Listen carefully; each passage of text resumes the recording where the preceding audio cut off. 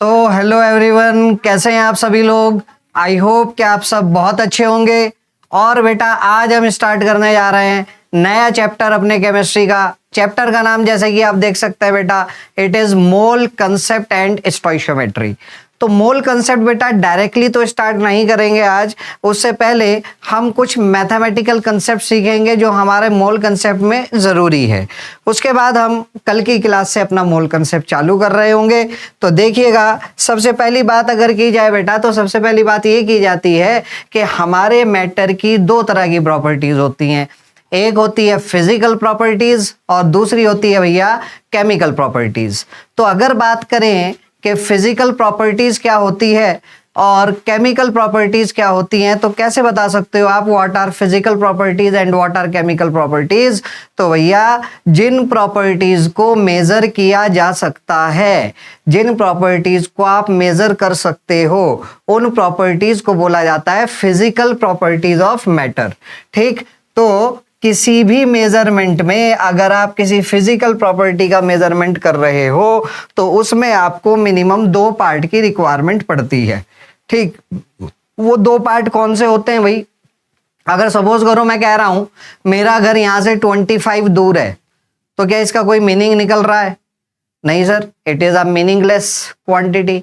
मैं कह रहा हूं मेरा घर यहां से 25 दूर है, कोई मीनिंग नहीं आ रहा जब तक मैं ये ना बोलूं कि मेरा घर यहां से 25 किलोमीटर दूर है।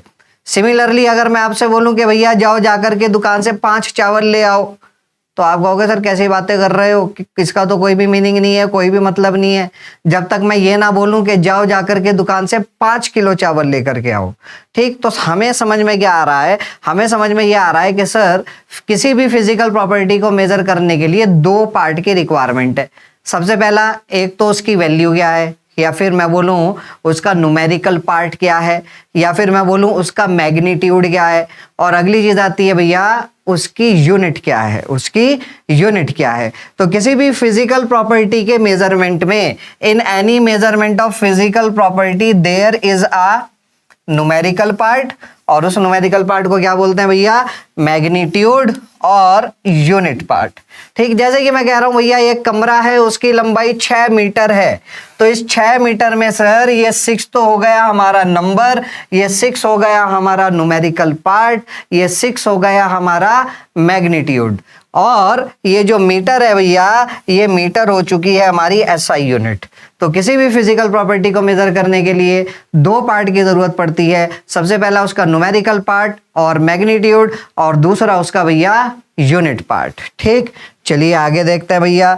यूनिट पार्ट की अगर बात की जाए तो a unit is the standard of reference. Unit क्या होती है भैया, एक स्टैंडर्ड है रेफरेंस का, चूजन टू मेजर और एक्सप्रेस एनी फिजिकल क्वांटिटी। ठीक, और हमारे पास सर 3 यूनिट्स होती हैं, 3 स्केल्स ऑफ यूनिट। सबसे पहला होता है सीजीएस सिस्टम, अगला होता है एफपीएस सिस्टम, और अगला होता है सर एमकेएस सिस्टम। ठीक, हमारे पास 3 सिस्टम्स हैं ओवरऑल यूनिट को मेजर करने के लिए। सीजीएस सिस्टम का मतलब क्या है भैया, सेंटीमीटर ग्राम सेकंड। एफपीएस का मतलब फुट पाउंड सेकंड। एमकेएस का मतलब मीटर किलोग्राम सेकंड। ठीक, इसका मतलब ये जो स्टार्टिंग में लिखा हुआ है सीजीएस, ये सी वाला पोर्शन, सी एफ और एम, ये लेंथ के लिए है भैया। किसके लिए है, लेंथ के लिए। किसके लिए है सर, लेंथ के लिए है। ठीक, उसके बाद ये जो जी लिखा है, ये जी है भैया जी, पी और के, ग्राम पाउंड और किलोग्राम, ये है सर मास के लिए। और ये जो एस है ये किसके लिए है सर, टाइम के लिए। इसका मतलब सीजीएस यूनिट में लेंथ की यूनिट होती है, सीजीएस सिस्टम में लेंथ की यूनिट होती है सेंटीमीटर, मास ग्राम, टाइम सेकंड। ठीक, एफपीएस सिस्टम में लेंथ मेजर की जाती है फुट में, मास मेजर किया जाता है पाउंड्स में, और टाइम मेजर किया जाता है सेकंड्स में। ये एफपीएस सिस्टम ब्रिटिश लोग यूज किया करते थे, इसीलिए इसको हम ब्रिटिश सिस्टम भी बोलते हैं, इसको हम ब्रिटिश सिस्टम भी बोलते हैं। और ये जो हमारा एमकेएस है भैया, मीटर किलोग्राम सेकंड, इसको मैट्रिक सिस्टम भी बोला जाता है। क्या बोला जाता है, मैट्रिक सिस्टम भी बोला जाता है। आई होप मेरी इतनी बात क्लियर हुई होगी। और इसी को बोलते हैं सर एसआई यूनिट, इसी को बोलते हैं एसआई सिस्टम। ठीक, तो एमकेएस यूनिट ही एसआई यूनिट होती है आपकी। और एमकेएस यूनिट में, एसआई यूनिट में 7 बेसिक फंडामेंटल यूनिट्स होती हैं। कितनी बेसिक फंडामेंटल यूनिट्स होती हैं बेटा? 7 बेसिक फंडामेंटल यूनिट्स होती है। SI system of units is followed and it consist of 7 base units pertaining to the 7 fundamental scientific quantities। Clear बात अच्छे से? ठीक, अब वो 7 बेसिक फंडामेंटल प्रॉपर्टीज क्या क्या है उनके बारे में देख लेते हैं। तो देखिएगा, सबसे पहला length denoted by small L, unit होती है metre, denoted by small M. ठीक, देन आता है आपका मास, मास की यूनिट होती है सर किलोग्राम। टाइम की यूनिट, टाइम को स्मॉल टी से दिखाया जाता है, स्मॉल टी से दर्शाया जाता है, उसकी यूनिट होती है सर सेकंड। टाइम के बाद आता है electric current, denoted by capital I, unit होती है सर एम्पियर। यूनिट क्या होती है? एम्पियर। उसके बाद थर्मोडायनेमिक टेम्परेचर, आप खाली टेम्परेचर भी बोलो तो भी काम चल जाएगा। थर्मोडायनेमिक टेम्परेचर मतलब इसको कैपिटल टी से डिनोट करेंगे, क्योंकि स्मॉल टी से तो हम लोग टाइम को डिनोट कर चुके। और टेम्परेचर की 3 यूनिट होती है भैया, degree Celsius, degree Fahrenheit and Kelvin. हमारी टेम्परेचर की एसआई यूनिट जो केमिस्ट्री में हम इस्तेमाल करते हैं दैट इज केल्विन। केमिस्ट्री में टेम्परेचर की एसआई यूनिट सर केल्विन होती है। उसके बाद amount of substance small N से दिखाया जाता है, यूनिट होती है क्या? यूनिट होती है मोल। यूनिट क्या होती है भैया? यूनिट होती है मोल। और जो मोल कंसेप्ट हमें पढ़ना है वो यही पढ़ना है, अमाउंट ऑफ सब्सटेंस के साथ ही यहां पर डील करना है। उसके बाद ल्यूमिनस इंटेंसिटी कैपिटल आई, और उसके नीचे सबस्क्रिप्ट में उसके चरणों में कैपिटल वी। यूनिट होती है sir candela, denoted by C D. Unit क्या होती है? Candela, denoted by C D.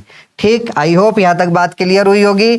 ये बेसिक फंडामेंटल क्वांटिटीज हमें पता होनी चाहिए। और ये 7 बेसिक फंडामेंटल क्वांटिटीज है, इनकी मदद से जो दूसरी यूनिट्स आती हैं उनको बोला जाता है डिराइव्ड यूनिट्स। क्या बोला जाता है? Derived units. ठीक, तो डिराइव्ड यूनिट्स क्या है? The physical quantities units which are derived using the SI base units in combination. Clear बात? जैसे कि आपका एरिया हो गया मीटर स्क्वायर। ठीक, किससे डिराइव हुआ? बेसिक फंडामेंटल यूनिट मीटर से डिराइव हुआ। ठीक, डेंसिटी की यूनिट हो गई केजी पर मीटर क्यूब। ठीक, वेलोसिटी की यूनिट हो गई मीटर पर सेकंड। एक्सीलरेशन हो गया मीटर पर सेकंड स्क्वायर। ये सब क्या है बेटा? ये सब डिराइव्ड यूनिट्स हैं। आई होप यहां तक बात क्लियर हुई होगी अच्छे से आप लोगों को। उसके बाद अब मेन चीज हम बात करते हैं भैया, मेन चीज हम बात करते हैं, क्या बात करते हैं कि अगर आप एक यूनिट को दूसरी यूनिट में कन्वर्ट करना चाह रहे हो, एक यूनिट को दूसरी यूनिट में कन्वर्ट करना है। फॉर एग्जांपल मैंने बोला पिकोमीटर को मीटर में बदलो, सेंटीमीटर को मीटर में बदलो, माइक्रो किलो लीटर को लीटर में बदलो, तो कैसे कन्वर्ट करेंगे? उसके लिए कुछ प्रीफिक्सेस होते हैं, वो हमें पता होने चाहिए। जैसे कि 10 की पावर -1, 10 की पावर -2, 10 की पावर -3, 10 की पावर -6, 10 की पावर -9, 10 की पावर -12 और भैया 10 की पावर -15। इसी तरीके से सेम यही प्रीफिक्सेस पॉजिटिव पावर में रहने वाले हैं। 10 की पावर +1, 10 की पावर +2, +3, +6, +9, +12 एंड 10 की पावर भैया +15। ठीक, तो 10 की पावर -1 किसके लिए होगा? 10 की पावर -1 होता है सर डेसी के लिए। किसके लिए? डेसी के लिए। 10 की पावर -2 इज फॉर सेंटी, 10 की पावर -3 इज फॉर मिली। और इनको डिनोट कैसे करते हैं वो भी लिख देता हूँ, small D, small C, small M. 10 की पावर -6 होता है सर माइक्रो के लिए, म्यू। 10 की पावर -9 होता है सर नैनो के लिए, एन। 10 की पावर -12 होता है बेटा पीको के लिए, पी। ठीक,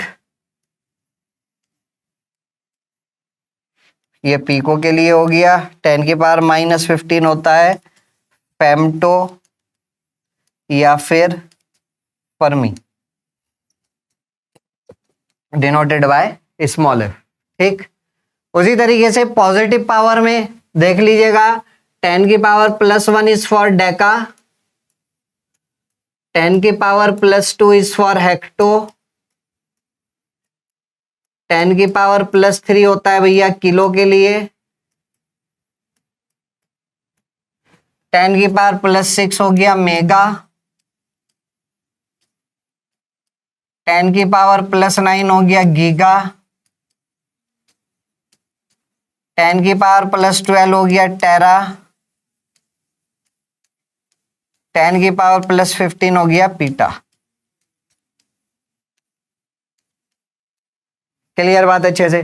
ठीक, तो ये इतने प्रीफिक्सेस अगर हमारे याद हैं तो हम किसी भी यूनिट को दूसरी यूनिट में बड़ी आसानी से कन्वर्ट कर पाएंगे, हमें कोई प्रॉब्लम नहीं होने वाली। एक यूनिट दूसरी यूनिट में बड़ी आसानी से कन्वर्ट हो जाएगी।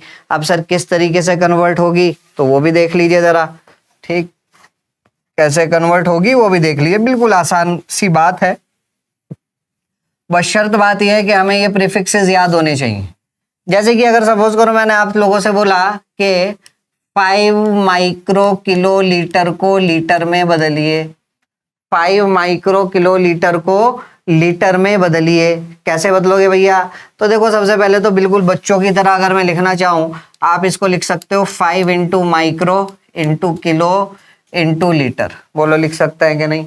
हाँ सर बिल्कुल लिख सकता है बच्चों की तरह, 5 into micro into kilo into litre. हमें बदलना है किस में? लीटर में। किस में बदलना है सर? लीटर में बदलना है। इसका मतलब मैं यहाँ से ये माइक्रो भी हटाना चाहता हूँ और मैं यहाँ से ये किलो भी हटाना चाहता हूँ। ठीक, अगर मैं यहाँ से माइक्रो भी हटा दूं और किलो भी हटा दूं तो भैया केवल लीटर बचेगा और लीटर में ये कन्वर्ट हो जाएगा। तो क्या करें सर? कुछ नहीं करना, सिंपली माइक्रो की जगह डाल दीजिए माइक्रो की कीमत 10⁻⁻6, किलो की जगह डाल दीजिए किलो की कीमत 10⁻+3, हो गया लीटर में कन्वर्ट। ठीक, तो कितना आएगा? 5 into 10⁻⁻3 litre, 5 into 10⁻⁻3 litre. Clear हो गई बात अच्छे से? जी सर बहुत बढ़िया। ठीक, अब अगर मैं आप लोगों से बोलूं कि भैया एक काम करो,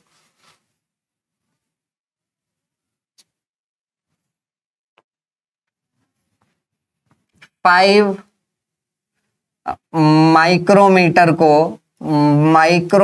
को किलोमीटर में बदलो, 5 माइक्रोमीटर को किलोमीटर में बदलो। तो क्या करें भाई? पहले तो माइक्रो हटाओ जरा, पहले तो माइक्रो हटाओ। माइक्रो हटाने के लिए माइक्रो की कीमत 10⁻⁻6 मीटर में आ गया। ठीक, अब क्या करना है सर? अब किलो लेकर के आना है। अब क्या करना है? अब किलो लेकर के आना है। पहले जब हटाना था तो मल्टीप्लाई करा, ठीक, जिसको भी हटाना है उसकी कीमत से मल्टीप्लाई कर दिया, लेकिन अब लेकर के आना है। अब लेकर के आना है, क्या लेकर के आना है? किलो लेकर के आना है। तो जो लेकर के आना है भैया उसकी कीमत से कर दो डिवाइड। किलो की कीमत 10⁻3, किलो आ चुका। सॉल्व करेंगे कितना आ जाएगा भाई? 5 इंटू 10⁻⁻9 मीटर। आई होप यहाँ तक सारी बातें क्लियर हुई होंगी अच्छे से। एक यूनिट को दूसरी यूनिट में कैसे कन्वर्ट करना है वो आया होगा। अगर कोई यूनिट हटानी है तो उसकी कीमत से मल्टीप्लाई कीजिए और अगर कोई यूनिट लेकर के आनी है तो उसकी कीमत से डिवाइड कीजिए। चलिए आगे बढ़ते हैं, आगे देखते हैं मेन चीज क्या आती है हमारे पास। कुछ यूनिट्स है भैया जिनके बारे में हमें पढ़ना है, जैसे कि मास। ठीक, अब मास बोले या वेट बोले, दोनों का मतलब एक ही है या अलग अलग है? मास और वेट दोनों का मतलब सेम है या अलग अलग है? सर फिजिक्स के अकॉर्डिंग फिजिक्स में मास और वेट अलग अलग होता है, बट केमिस्ट्री में मास और वेट का एक ही मतलब होता है। केमिस्ट्री में मास बोले या वेट बोले कोई प्रॉब्लम वाली बात नहीं, बट फिजिक्स में मास अलग है और वेट अलग है। मास क्या है कि किसी अमाउंट में, किसी बॉडी में टोटल क्वांटिटी ऑफ मैटर कितना प्रेजेंट है, ठीक, उसको मास बोला जाता है। मास क्या है? It is a total amount of matter present in any object. और जबकि वेट क्या है? It is the force exerted on an object by the gravity pull. Earth की ग्रेविटी आपको कितनी ताकत से अपनी तरफ खींचने की कोशिश कर रही है, वो आपका वेट कहलाया जाता है। मास क्या हो गया sir? Mass of a substance, mass of a substance is the amount of matter present in it. आपकी पूरी बॉडी में टोटल क्वांटिटी ऑफ मैटर कितना प्रेजेंट है, वो मास कहलाया जाएगा। जबकि वेट क्या है? कि अर्थ की ग्रेविटी आपको कितनी ताकत से अपनी तरफ खींच रही है, वो आपका वेट कहलाया जाएगा। ठीक, और फॉर्मूला भी हमने पढ़ा भैया, W is equals to M G. W is equals to M G, जहां पर W क्या है? W है हमारा वेट, M क्या है? M है हमारा मास, और G क्या है सर? G है हमारा एक्सीलरेशन ड्यू टू ग्रेविटी, जिसकी वैल्यू होती है 9.8 मीटर पर सेकंड स्क्वायर, जिसकी वैल्यू होती है 9.8 मीटर पर सेकंड स्क्वायर। ठीक, मास की एसआई यूनिट बता चुका पीछे क्या होती है सर? किलोग्राम होती है। ठीक, मास की एसआई यूनिट क्या है? किलोग्राम। अब अगर मैं आपसे बोलूं कि 1 माइक्रोग्राम को किलोग्राम में बदलो, तो पहले तो माइक्रो हटाओ भाई, माइक्रो हटाने के लिए 10 की पावर -6, फिर किलो लेकर के आओ, तो किलो की कीमत 10 की पावर 3 से डिवाइड करा, केजी में कन्वर्ट हो गया, सॉल्व करा, 10 की पावर -9 केजी। ठीक, इस तरीके से आप इनको इंटर कन्वर्ट कर सकते हैं। और ये ना केवल केमिस्ट्री बल्कि फिजिक्स के लिए भी आपका सबसे ज्यादा इंपॉर्टेंट है। ठीक, चलिए आगे बढ़ते हैं। अगला क्या आता है भैया? अगला आता है हमारे पास वॉल्यूम। अगला क्या आता है? वॉल्यूम। वॉल्यूम क्या है? Amount of space occupied by a substance, और यूनिट क्या होती है? लेंथ का क्यूब। ठीक, ऐसा यूनिट क्या होती है वॉल्यूम की? वॉल्यूम की ऐसा यूनिट होती है metre cube. But there are different units of volume also. क्या क्या यूनिट्स है? डेसीमीटर क्यूब भी होती है, सेंटीमीटर क्यूब भी होती है, लीटर भी होती है, मिलीलीटर भी होती है। ठीक, decimetre cube, centimetre cube, litre, ml। Clear बात अच्छे से? अब वॉल्यूम में बस एक बात याद रखनी है। क्या बात याद रखनी है? वो बात याद ये रखनी है कि 1 लीटर में 10 की पावर -3 मीटर क्यूब होता है, 1 लीटर में ही 10 की पावर 0 डेसीमीटर क्यूब होता है, और 1 लीटर में ही 10 की पावर +3 सेंटीमीटर क्यूब होता है। 1 लीटर में 10 की power -3 metre cube, it is equal to 10 की पावर 0 डेसीमीटर क्यूब। क्या मतलब हो गया सर 10 की पावर 0 का? 10 की पावर 0 का मतलब हो गया बेटा 1 डेसीमीटर क्यूब। तो सर आपने डायरेक्टली क्यों नहीं लिखा 1 litre equals to 1 decimetre cube? वो बेटा ताकि आपको याद रहे -3 0 +3, इसलिए लिखा। इतनी बात याद रख लो बस। 1 लीटर इक्वल्स टू 10 की power -3 metre cube equal to 10 की power 0 decimetre cube equal to 10 की पावर +3 सेंटीमीटर क्यूब। क्लियर हो गई बात अच्छे से? एसआई सिस्टम यूनिट्स क्या हो चुकी है भैया? एसआई यूनिट क्या हो चुकी है वॉल्यूम की? Metre cube. ठीक, चलिए आगे बढ़ते हैं। ठीक, यहां पर देख सकते हो आप। और अभी अभी हमने बोला, क्या बोला कि 1 लीटर इक्वल्स टू 10 की power -3 metre cube equals to 10 की power 0 decimetre cube equals to 10 की पावर 3 सेंटीमीटर क्यूब। ठीक, तो मैं बोल सकता हूं 1 लीटर में 10 की पावर 3 सेंटीमीटर क्यूब है। और 1 लीटर में ही अगर आपसे पूछा जाए भैया 1 लीटर में कितना ml होता है, तो आप बोलोगे सर 1 लीटर में 10 की पावर 3 ml होता है। तो अगर 1 लीटर में 1000 सेंटीमीटर क्यूब है और 1000 ही ml है, तो इसका मतलब ये नहीं हो गया कि भैया जब लेफ्ट हैंड साइड आपस में बराबर है तो राइट हैंड साइड भी आपस में बराबर होगी। मतलब 1000 सेंटीमीटर क्यूब 1000 ml के बराबर होगा। मतलब 1 ml को ही 1 सेंटीमीटर क्यूब बोला जाता है। 1 ml को ही 1 सेंटीमीटर क्यूब बोला जाता है। क्लियर हो गई बात अच्छे से? चलिए बहुत अच्छी बात। ठीक, तो आप देख सकते हो 1 ml equals to 1 centimetre cube, 1000 ml equals to 1000 centimetre cube, और 1 लीटर में 1 डेसीमीटर क्यूब, वो तो बता ही दिया है। 1 लीटर में 1 डेसीमीटर क्यूब। क्लियर बात? इतनी बात याद रखनी है। ठीक, उसके बाद आगे देखिएगा, अगली चीज आती है भैया डेंसिटी। क्या आती है? डेंसिटी। डेंसिटी क्या होता है? डेंसिटी क्या होता है? Mass occupied per unit volume. Density का formula mass upon volume, density का formula mass upon volume. Unit क्या हो जाएगी, kg per metre cube, kg per metre cube. ये कौन सी यूनिट लिखी मैंने, सीजीएस या एमकेएस? सर ये तो एमकेएस यूनिट है। ठीक, सीजीएस यूनिट क्या होगी, सीजीएस यूनिट होगी ग्राम पर सेंटीमीटर क्यूब। ठीक, और एक बात और याद रख लो, क्या याद रख लो, 1 ग्राम पर सेंटीमीटर क्यूब में 1000 किलोग्राम पर मीटर क्यूब होते हैं। 1 ग्राम पर सेंटीमीटर क्यूब में 1000 किलोग्राम पर मीटर क्यूब होते हैं। आप इसको डिराइव भी कर सकते हो। ठीक, कैसे डिराइव कर सकते हैं, बिल्कुल उसी तरीके से जो अभी अभी मैंने आप लोगों को प्रीफिक्सेस सिखाए। क्या प्रीफिक्सेस सिखाए सर, देखिएगा 1 केजी पर मीटर क्यूब। ठीक, मैं इसको कन्वर्ट करना चाह रहा हूं सर किसमें, मैं इसको कन्वर्ट करना चाह रहा हूं ग्राम पर सेंटीमीटर क्यूब में। ठीक, तो क्या मैं इसको ऐसे लिख सकता हूं, KG upon metre into metre into metre. हाँ सर बिल्कुल लिख सकते हैं, KG upon metre into metre into metre. ठीक, केजी को ग्राम में बदलेंगे तो 10 की पावर 3 ग्राम, किलो की जगह किलो की कीमत डाल दी। ठीक, नीचे क्या है मीटर, सेंटी लाना है तो सेंटी लाने के लिए 10 की पावर -2 से डिवाइड करो, जो घूम के ऊपर जाएगा 10 की पावर +2 सेंटीमीटर आ जाएगा। या फिर इतनी बात तो हम जानते ही हैं कि 1 मीटर में 100 सेंटीमीटर होता है, तो बस डायरेक्टली डाल दो ना यहाँ 100 सेंटीमीटर इंटू अगले मीटर की जगह भी 100 सेंटीमीटर इंटू अगले मीटर की जगह भी 100 सेंटीमीटर। कितना आ गया, 10 की पावर 3 अपॉन 10 की पावर 6 ग्राम upon centimetre into centimetre into centimetre, क्या बन गया centimetre cube. Centimetre into centimetre into centimetre क्या बन गया, सेंटीमीटर क्यूब। सॉल्व किया तो आ गया 10 की पावर -3 ग्राम पर सेंटीमीटर क्यूब। ठीक, आ चुकी है ये बात जो अभी अभी बोली थी। क्या बोली थी sir, 1 KG per metre cube में 10 की पावर -3 ग्राम पर सेंटीमीटर क्यूब होता है।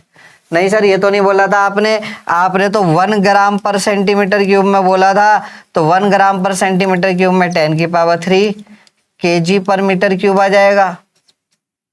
क्लियर हो गई बात अच्छे से, इतनी बात याद रखनी है।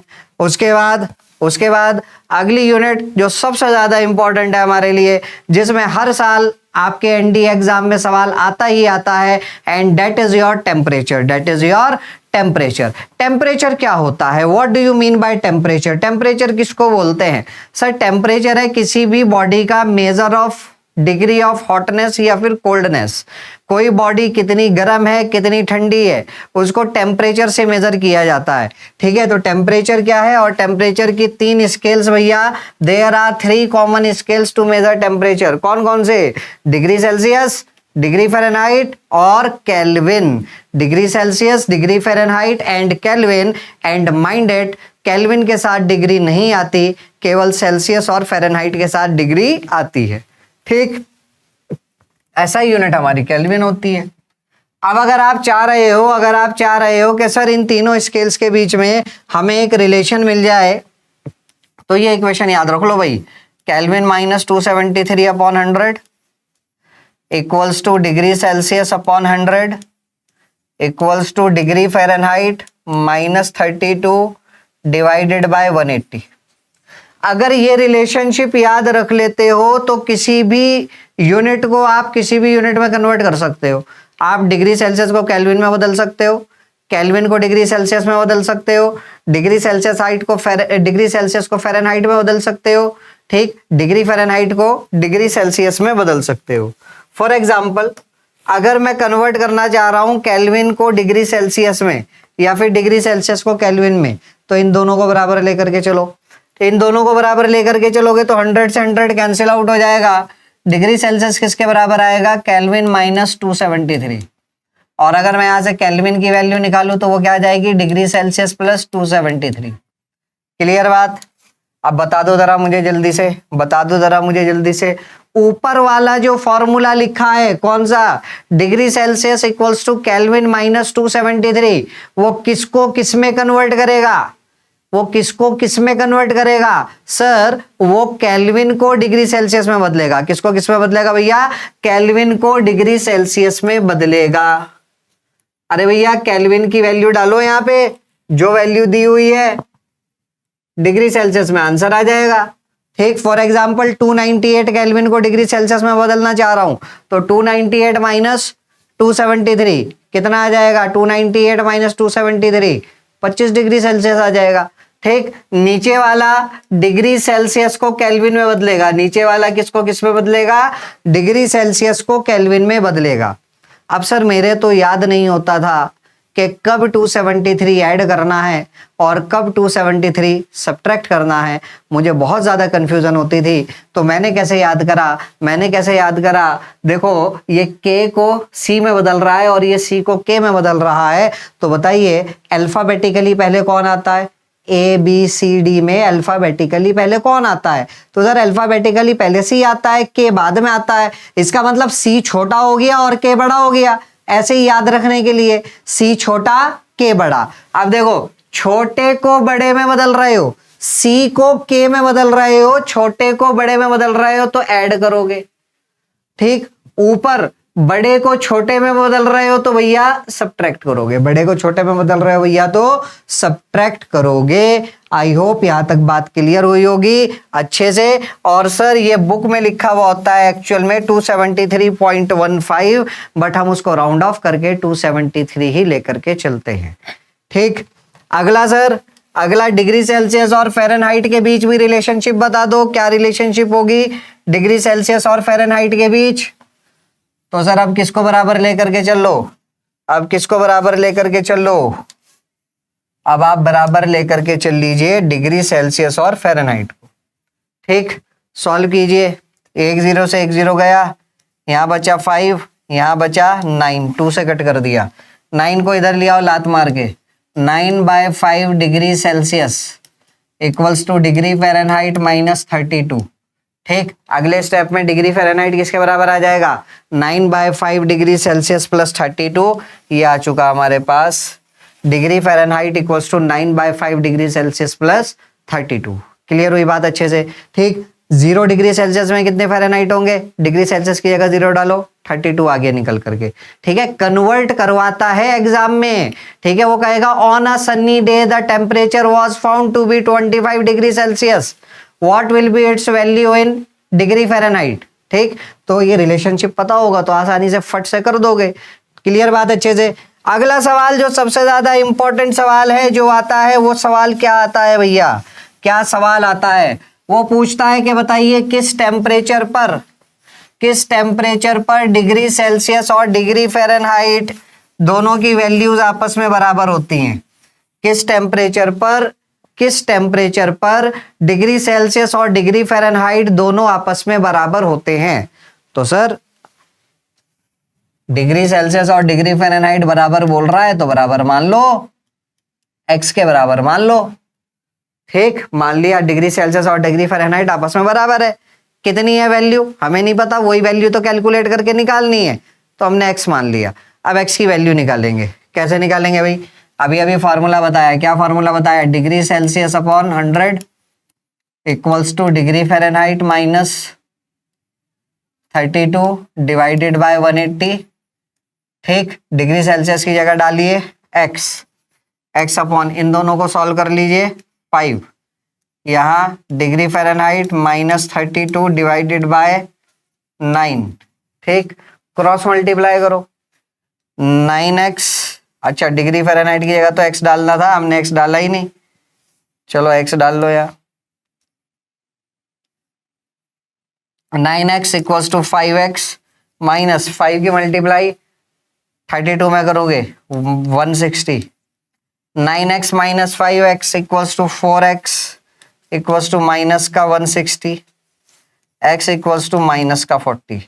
लो भैया ये वो टेम्परेचर आ चुका -40 वो टेम्परेचर आ चुका कि जिस पर दोनों टेम्परेचर की वैल्यू बराबर होगी।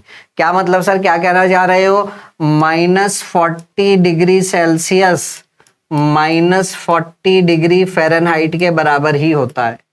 -40 डिग्री सेल्सियस -40 डिग्री फ़ारेनहाइट के बराबर ही होता है, ये मतलब है कहने का। और ये सवाल केमिस्ट्री के लिए एज वेल एज फिजिक्स के लिए, दोनों के लिए सबसे ज्यादा इंपॉर्टेंट है। क्लियर हो गई बात अच्छे से? ठीक सर, बहुत बढ़िया, मजा आया। चलो आगे देखते हैं। तो ये आप देख सकते हो भैया, ये आप देख सकते हो केल्विन में आपका ये 273 केल्विन पर 0 डिग्री सेल्सियस, और फ़ारेनहाइट कितना? 32 डिग्री फ़ारेनहाइट।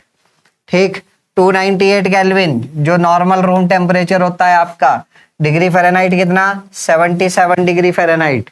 ठीक, और 373 which is the boiling point of water, 0 degree Celsius freezing point of water, 100 degree Celsius boiling point of water, 25 degree Celsius normal room temperature. ठीक, 100 degree Celsius में 212 degree Fahrenheit. ठीक, अब अगर मैं आपसे पूछूं यहां पर कितने का पार्टीशन आ रहा है, 273 और 373 माइनस करोगे 100, कितने का डिफरेंस आ रहा है, कितने का गैप आ रहा है? 100 का। अगले टेम्परेचर स्केल में भी देख लीजिए, 0 और 100, यहाँ पर भी सर 100 का गैप आ रहा है। लेकिन अगला यहाँ देखो जरा, 32 और 212 और 32, 180 का गैप आएगा। ठीक है, कितने का आएगा? 180 का। 11 में से 3 जाएगा, कितना बचेगा? 8। देख लो, 180 का गैप आ रहा है। इसीलिए जो अभी अभी पीछे फॉर्मूला लिखा था, क्या फॉर्मूला लिखा था सर? क्या फॉर्मूला लिखा था? Kelvin -273/100 equals two degree Celsius upon 100। Kelvin में भी नीचे डिनोमिनेटर में 100 लिखा, डिग्री सेल्सियस में भी नीचे डिनोमिनेटर में 100 लिखा, बट डिग्री फ़ारेनहाइट में क्या लिखा? Degree Fahrenheit -32 divided by 180। वहां पे 180 क्यों लिखा? क्योंकि 180 का डिफरेंस आ रहा है फ़ारेनहाइट स्केल में। क्लियर हो गई बात अच्छे से? ठीक, चलिए सर, बहुत अच्छी बात। ठीक, आगे देखते हैं। ऐसा यूनिट, अगली बात करते हैं प्रेशर की। किसकी? प्रेशर की। प्रेशर क्या होता है सर? प्रेशर क्या होता है? प्रेशर होता है सर हमारा force per unit area, force upon area. Force की यूनिट क्या होती है? फोर्स क्या होता है? फोर्स को आप लिख सकते हो mass into acceleration upon area. Mass की यूनिट क्या होती है? केजी। एरिया की यूनिट, एक्सेलरेशन की यूनिट क्या होती है? Metre per second square, kg metre per second square. ठीक, और नीचे डिनोमिनेटर में कौन है? Area, metre square. Kg metre per second square को ही बोला जाता है न्यूटन। तो प्रेशर की यूनिट आ चुकी Newton per metre square. Pressure की यूनिट क्या हो चुकी? Newton per metre square. और इसी न्यूटन पर मीटर स्क्वायर को बोला जाता है भैया पास्कल। क्या बोला जाता है? इस पूरे न्यूटन पर मीटर स्क्वायर को बोला जाता है पास्कल। क्या बोला हमने? क्या बोला?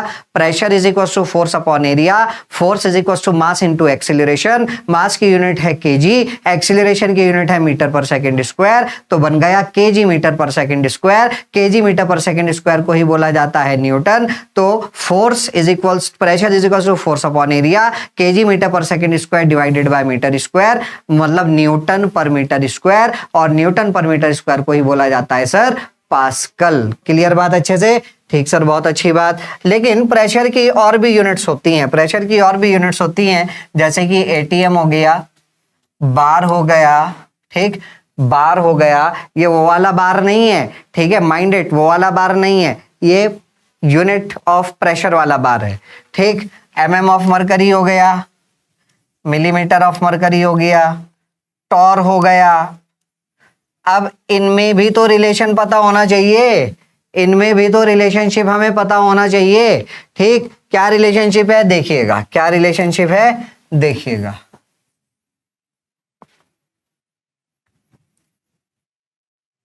एक नंबर याद रखना है बेटा आप लोगों को। क्या नंबर याद रखना है? क्या नंबर याद रखना है? नंबर याद रखना है कि 1 ATM equals to 101,325 newton per metre square. 101,325 newton per metre square. 1 ATM equals to, मैं बोल सकता हूं इसको 101,325 पास्कल। बोल सकता हूं क्या नहीं?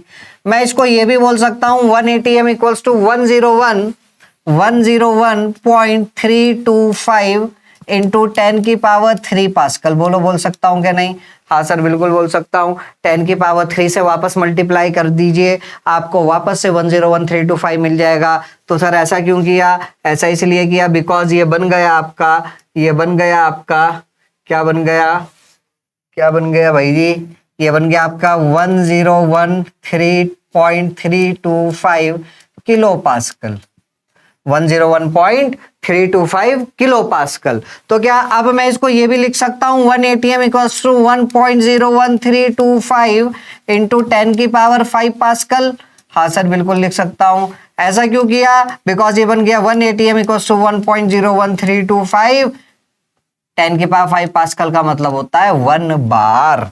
10⁵ पास्कल का मतलब होता है 1 बार। ठीक है, तो इसका मतलब हमें पता चल गया 1 ATM में कितने बार हैं? 1.01325 बार है। ठीक है, 1.01325 बार है। इसीलिए अब मुझे बताइए 1 में और 1.01325 में कोई खास अंतर नहीं है, कोई खास फर्क नहीं है। इसीलिए साइंटिस्ट लोगों ने बोला कि 1 ATM और 1 बार को हम लगभग बराबर मान करके चलेंगे।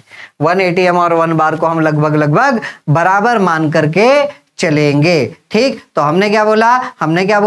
180, एक नंबर याद रखना है आपको। वो नंबर क्या है? 1 ATM equals to 101,325 newton per metre square. 1 ATM equals to 101,325 pascal. 1 ATM equals to 101.325 into 10⁵ pascal. 1 ATM equals to 101.325 kilo pascal. 1 ATM equals to 1.01325 into 10⁵ pascal. 1 ATM equals to 1.01325 bar. Clear बात अच्छे से? ठीक sir, बहुत अच्छी बात। ठीक, अगली बात यह है कि 1 ATM equals to 760 mm of mercury, और आप इसको सेंटीमीटर में बदलोगे तो भैया 76 सेंटीमीटर ऑफ मरकरी आएगा। ठीक, टॉर में बात करें तो 1 ATM में भी 760 ही टॉर होते हैं। 1 ATM में 760 ही टॉर होते हैं। इसका मतलब 1 mm ऑफ मरकरी ही 1 टॉर के बराबर होता है। क्लियर बात अच्छे से? ठीक, तो इतनी बात हमें पता होनी चाहिए प्रेशर की यूनिट्स के बारे में। ठीक, आगे चलते हैं, आगे बढ़ते हैं। अगली बात क्या कह रहा है? देखो, ये सारी बातें आगे लिखी हुई जो मैंने अभी भी लिखी। 1 ATM equals to 101,325 newton per metre square. 1 ATM equals to 101,325 pascal. 1 ATM equals to 101.325 into 10⁵ pascal. 1 ATM equals to 101.325 kilo pascal. 1 ATM equals to 1.01325 into 10⁵ pascal, या फिर 1 ATM इक्वल्स टू 1.01325 बार। ठीक, 1 ATM equals to 760 mm of mercury या फिर 760 torr. इसका मतलब 1 mm of mercury ही 1 torr के बराबर होता है। क्लियर बात अच्छे से? और अगली बात जो जिसके बारे में हमें पता होना चाहिए भैया, वो अगली बात आती है हमारा साइंटिफिक नोटेशन। साइंटिफिक नोटेशन क्या कहता है? साइंटिस्ट लोगों ने बोला कि कभी कभी हमें बहुत बड़े बड़े नंबर्स के साथ डील करना पड़ता है और कभी कभी हमें बहुत छोटे छोटे नंबर्स के साथ डील करना पड़ता है। तो इसीलिए ताकि हमारे लिए थोड़ी सी सहूलियत हो सके, थोड़ी सी कन्वीनियंस हो सके, हम एक नोटेशन बनाते हैं जिस नोटेशन को बोला जाएगा साइंटिफिक नोटेशन। और उसमें वो क्या कहते हैं कि आपको अपना जो डेसिमल है वो फर्स्ट नॉन जीरो डिजिट के बाद लगाना है। आपको अपना decimal first non zero digit के बाद लगाना है, और उसको लगाने के लिए, उसको करने के लिए आपको कभी कभी डेसिमल पॉइंट को लेफ्ट से राइट में मूव करना पड़ेगा, कभी कभी डेसिमल पॉइंट को राइट से लेफ्ट में मूव करना पड़ेगा, जिसकी वजह से आपको 10 की कुछ पावर से मल्टीप्लाई करना होगा। 10 की पावर वो पॉजिटिव भी हो सकती है और नेगेटिव भी हो सकती है। ठीक, तो any number can be represented in the form of n into 10 की power small n, n into 10 की पावर स्मॉल n, जहां पर n क्या है? कैपिटल n क्या है? कैपिटल n वो नंबर है जिसमें decimal first non zero digit के बाद लगा होगा। एक्सपोनेंट हैविंग एनी पॉजिटिव और नेगेटिव वैल्यूज, ये तो स्मॉल n हो गया। कैपिटल n देखो जरा, number which varies between 1 and 1.0 and 9.9, मतलब कहने का मतलब सिंपल सी बात, कैपिटल एन क्या है, ये वो नंबर है जिसमें डेसिमल आपका पहली नॉन जीरो डिजिट के बाद होगा। स्मॉल एन क्या है, डेसिमल को कितने डिजिट्स लेफ्ट में या कितने डिजिट राइट में मूव कर रहे हो। ठीक, जैसे कि आपके पास ये नंबर लिखा हुआ है भैया 342.505, आप इसको साइंटिफिक नोटेशन में बदलना चाह रहे हो, तो साइंटिफिक नोटेशन में बदलने के लिए क्या करोगे, आपको डेसिमल चाहिए पहली नॉन जीरो डिजिट के बाद, मतलब आपको डेसिमल चाहिए किसके बाद, 3 के बाद। तो क्या करना पड़ेगा सर, मैं इस डेसिमल को 1 2 डिजिट पीछे लाना चाह रहा हूं, 2 डिजिट लेफ्ट साइड में लाना चाह रहा हूं, तो मैं इसको लिखूंगा 3.42505, 2 डिजिट क्योंकि लेफ्ट में लाया तो इसीलिए 10 की पावर +2 से मल्टीप्लाई किया जाएगा। ठीक है, डेसिमल को 2 डिजिट लेफ्ट में लेकर के आया इसीलिए पॉजिटिव पावर से मल्टीप्लाई किया जाएगा।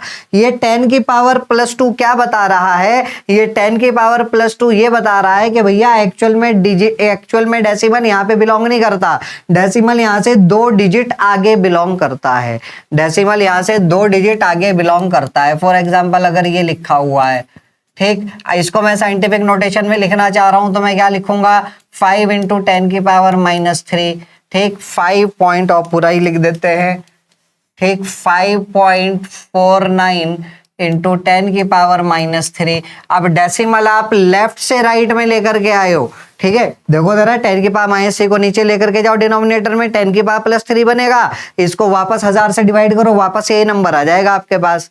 क्लियर हो रही है बात। तो सर ये 10 की पावर -3 किस बात को रिप्रेजेंट कर रहा है, किस चीज के बारे में बता रहा है, ये बता रहा है भाई कि एक्चुअल में डेसिमल यहाँ पे बिलोंग नहीं करता, डेसिमल यहाँ से 3 डिजिट पीछे बिलोंग करता है। ठीक है, पावर नेगेटिव में है तो पीछे, पावर पॉजिटिव में है तो आगे। ठीक, तो इस सब की आपको बहुत ज्यादा जरूरत पड़ने वाली है, बहुत ज्यादा रिक्वायरमेंट पड़ने वाली है, चाहे केमिस्ट्री हो चाहे फिजिक्स, ये सारी बात हम लोगों को पता होनी चाहिए। सो आज के लिए इतना ही, कल की क्लास में हम लोग स्टार्ट कर रहे होंगे बेटा मोल कंसेप्ट, और जो कुछ आज पढ़ा वो आगे आने वाले मोल कंसेप्ट में हमारे काम आने वाला है। So I hope you have enjoyed today session. मिलते हैं आप लोगों से बहुत जल्द अगली क्लास में एक नई एनर्जी के साथ। तब तक के लिए हंसते रहिए, मुस्कुराते रहिए, बाय बाय, टेक केयर, जय हिंद।